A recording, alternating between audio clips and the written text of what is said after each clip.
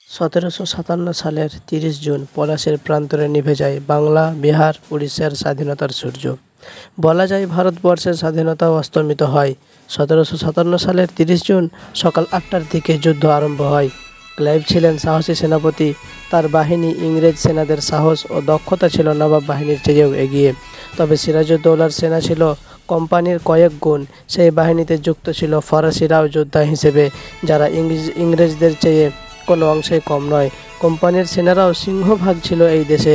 সেহেতু দুই পক্ষের যুদ্ধে নবাব বাহিনীর জয়লাভ ছিল নিশ্চিত, আর সে কারণে রণাঙ্গনে যাওয়ার আগেই জয় নিশ্চিত করার কৌশল বেছে নেন ক্লাইভ। সিরাজের প্রধান সেনাপতি মির্জাফরকে তিনি কিনে নেন নবাব বানানোর টোপ ফেলে। নবাব সিরাজউদ্দৌলার প্রভাবশালী সেনাপতি ও সভাসদকেও তারা কিনে নেন যুদ্ধ জয়ের পর পুরস্কৃত করার লোভ দেখিয়ে।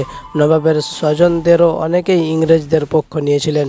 মীর মদন মোহন লাল, খাজা আব্দুল হাদি খান, নবাব হাজির প্রমুখ সেনাপতির নেতৃত্বে নবাব বাহিনীর বীরত্বের সঙ্গে যুদ্ধ করে।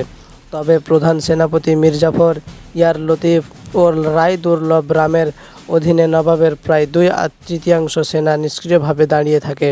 তারপরও যুদ্ধ ছিল নবাব বাহিনীর অনুকূলে, কিন্তু বেলা 3টার দিকে কামানের গোলায় মীর মদন মারা গেলে নবাব বাহিনীতে অস্থিরতা দেখা দেয়। মীর মদনের মৃত্যুতে নবাব সিরাজউদ্দৌলা প্রধান সেনাপতি মির্জাফরকে ডেকে পাঠান। তিনি আত্মীয় হিসেবে তার জীবন ও সম্মান রক্ষার ইংরেজদের বিরুদ্ধে যুদ্ধে নামার অনুরোধ করেন। মির্জাফর নবাবকে ওই দিন যুদ্ধ বন্ধ রেখে পরদিন নতুন উদ্যমে যুদ্ধে নামার পরামর্শ দেন। নবাবের সেনারা যুদ্ধ থামাতেই ইংরেজ সেনারা প্রচণ্ড আক্রমণ চালায়। নবাব বাহিনী ছত্রভঙ্গ হয়ে বিকাল 5টার দিকে যুদ্ধ শেষ হয়ে যায়। নবাব সিরাজউদ্দৌলা ভগ্নহৃদয়ে পলাশী ছেড়ে রাজধানী মুর্শিদাবাদের দিকে রওনা হন। উটের পিঠে চড়ে শেষে পৌঁছান মুর্শিদাবাদে। কিন্তু নিজের রাজধানীতে থাকাকেও নিরাপদ মনে করেননি সিরাজউদ্দৌলা। কারণ একটাই, সেনাপতিরা শত্রুদের সঙ্গে আঁতাত করে তার বিরুদ্ধে অবস্থান নিয়েছে। 2-1 জন যারা পক্ষে ছিলেন তারা প্রাণ হারিয়েছেন সেই যুদ্ধে, আর সাধারণ সেনারা ছত্রভঙ্গ হয়ে পালিয়েছেন। দিনে কোনো রকম বিশ্রাম নিয়ে এবং মূল্যবান সম্পদ গুছিয়ে রাত 3টার দিকে তিনি রাজধানী থেকে বের হন অজানার উদ্দেশ্যে। পলাশীর যুদ্ধে নবাব সিরাজউদ্দৌলা পরাজিত হলেও ইংরেজদের চূড়ান্ত বিজয় অর্জিত হয়নি, কারণ রাজধানী মুর্শিদাবাদ তখনও নবাবের আয়ত্তে ছিল। বিহার, উড়িষ্যা তার নিয়ন্ত্রণে। তবে তা শুধু নামেই। প্রতাপশালী বাংলার নবাব তখন ছোট জগন্নাথ।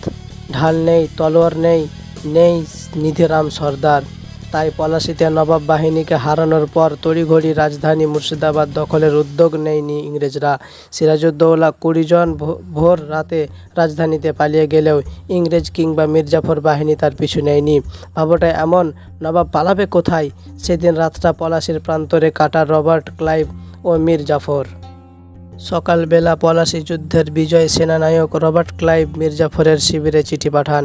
সেই চিঠিতে পলাশীতে ইস্ট ইন্ডিয়া কোম্পানির জয়ের সব কৃতিত্ব মির্জাফরকে দেন। লেখেন, এই জয়ের জন্য আমি আপনাকে অভিনন্দন জানাই। এ জয় আমার নয়, আপনার। আশা করি আপনাকে নবাব করার সুযোগ পেয়ে আমি নিজে সম্মানিত হতে পারব। চিঠির আগের সকালে মির্জাফর নিজেই গিয়েছিলেন ইংরেজ শিবিরে রবার্ট ক্লাইভের সঙ্গে দেখা করতে।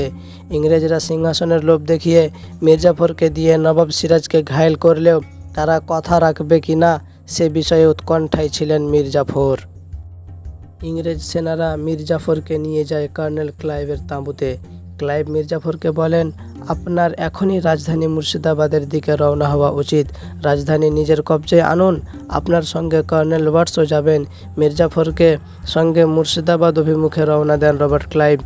এর কিছুকাল পরেই ইংরেজ সেনাপ্রধান কর্নেল রবার্ট ক্লাইভ প্রকাশ্য দরবারে মির্জাফরকে নবাব সিরাজউদ্দৌলার মসনদে বসান। তার গৃহীত পূর্ণাঙ্গ নাম হয় সুজাউল মুলক হেসামুদ্দৌলা মীর মোহাম্মদ জাফর আলী খান মোহাব্বত, অর্থাৎ দেশের সাহসী, সাম্রাজ্যের তরবারি সংগ্রামে ভয়ঙ্কর মীর মোহাম্মদ জাফর আলী খান পুত্র মিরনের প্রবল আগ্রহে তাকে সাহায্য বা সংগ্রামে সাহসী উপাধি প্রদান করেন। মসনদে বসানোর পর ক্লাইভ এই দেশের প্রচলিত রীতি অনুসারে নবাবকে আনুষ্ঠানিক নজরানা প্রদান করে তার প্রতি আনুগত্য প্রদর্শন করেন।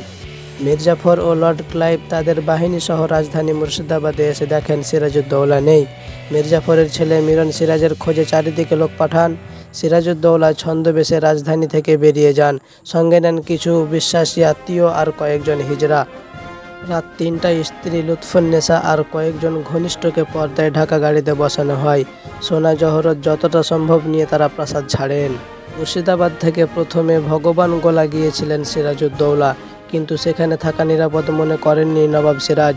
দুয়েক পর বেশভূষা বদলে রাজমহলের কাছে পৌঁছান নবাব সিরাজউদ্দৌলা। ৩ দিন ধরে অনাহারে থাকায় বাধ্য হয়ে খাওয়ার জন্য একটু বিরতি নিয়েছিলেন নবাব ও তার সঙ্গীরা। পুরস্কৃত হওয়ার লোভে শাহদানা নামে এক ফকির মির্জাফরকে গোপনে খবর দেন সিরাজউদ্দৌলা সেখানে অবস্থান করেছেন। খবর পেয়ে মির্জাফরের জামাত মীর কাসেম সেনাদের নিয়ে ঘিরে ফেলেন গোটা এলাকা। পলাশী যুদ্ধের ৮ দিন পর সিরাজউদ্দৌলাকে নিয়ে আসা হয় মুর্শিদাবাদে। ক্ষমতাচ্যুত নবাবকে মির্জাফরের সামনে মাঝরাতে হাজির করা হয়। ওই রাজপ্রাসাদে কদিন আগেও নবাব হিসেবে বাস করতেন সিরাজউদ্দৌলা। মির্জাফরের সামনে দাঁড়িয়ে ভয়ে কাঁপছিলেন ক্ষমতা হারানো নবাব। প্রাণ ভিক্ষা চান সিরাজউদ্দৌলা। সেনারা রাজমহলের অন্যদিকে নিয়ে গেল ক্ষমতাচ্যুত নবাবকে। এরপর মির্জাফর তার পরিষদের সঙ্গে আলোচনায় বসলেন। সিরাজউদ্দৌলাকে কী করা উচিত তা নিয়ে তাদের কাছে 3টি পথ খোলা ছিল। অবশেষে সেনারা নবাব সিরাজউদ্দৌলাকে হত্যা করে ফেলে।